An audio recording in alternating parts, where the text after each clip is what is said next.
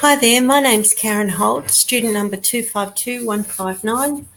This is assignment 4 for Foundations of Critical Inquiry.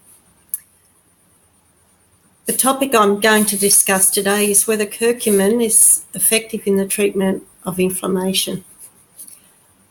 So first I think I'll tell you what curcumin is. Curcumin is obtained from the turmeric rhizome. It's actually called curcuma longa. And the rhizome grows under the ground.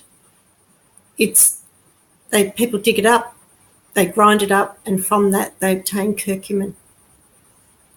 It's long been used by Ayurvedic medicine and Chinese medicine to treat many and varied conditions, mainly digestive disorders.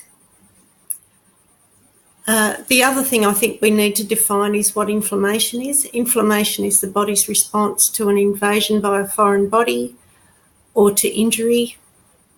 It usually can result in soreness, pain, redness, swelling, and in worst case scenario, loss of function.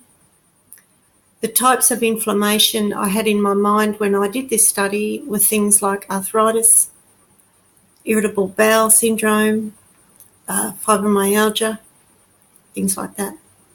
So the 5 studies I did, of them 4 were really quite positive, 1 not so much, and that's the one I'll talk about first. So the first one was on 42 men and women with elevated total cholesterol levels. There was a 6-week trial, and half the people were given curcumin, half were given a placebo. At the end of the trial, they found there was no reduction in any inflammation markers and there was no reduction in cholesterol levels. However, encouragingly, they did find that although the people who undertook the trial had raised curcuminoid levels in their blood, it was not having an adverse effect. So the people who did the study said that curcumin was safe, if not effective, in their trial. They did suggest, however, that perhaps they should have started on people with more inflammation than what they had. The next study was done on 47 male elite cyclists. All of the cyclists were put on a Mediterranean diet.